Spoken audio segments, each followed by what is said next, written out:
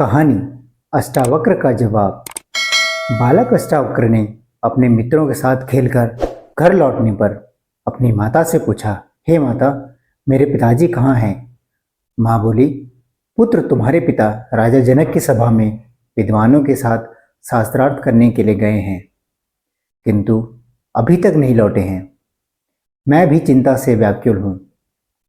यह सुनकर अष्टावक्र ने कहा, हे माता, चिंता मत करो, मैं कल सुबह ही राजसभा में जाकर पता लगाऊंगा क्या बात है। अष्टावक्र का जवाब सुन माता बोली, तुम बालक हो, राजसभा में तुम्हारा प्रवेश आसान नहीं होगा।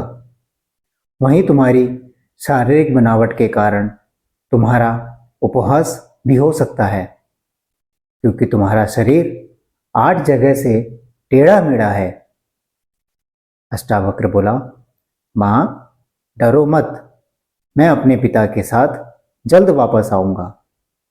यह कहकर अष्टावक्र ने राजसभा के लिए प्रस्थान किया। वह जब राजसभा पहुंचे तब वहां शास्त्रार्थ चल रहा था। उनके टेढ़े शरीर को देखकर सभा में उपस्थित विद्वान ठहाके लगाकर हंसने लगे कि क्या यह बालक भी हमारे साथ शास्त्रार्थ करेगा। उन विद्वानों की हरकत देखकर अष्टावक्र भी हंसने लगे। उसको हंसता देखकर सभा में उपस्थित सभी विद्वान आश्चर्य में पड़ गए। राजा ने अष्टावक्र से हंसने का कारण पूछा।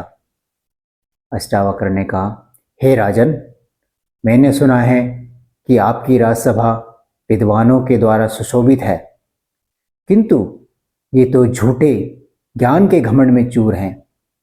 मैं इन विद्वानों को देखकर हंस रहा हूं। वह फिर बोले, हे राजन, निश्चय ही मैं पूछता हूं कि हड्डी, रक्त, मांस और चमड़ी से लपटे हुए शरीर में देखने लायक क्या है? आप बताएं, क्या टेढ़े शरीर में आत्मा भी टेढ़ी होती है? यदि नदी टेढ़ी है तो क्या उसका पानी भी टेढ़ा होता है? राजा जनक अष्टावक्र के वचनों से बहुत प्रभावित हुए और उन्होंने बालक अष्टावक्र को अपना गुरु मानते हुए तत्व ज्ञान प्राप्त किया।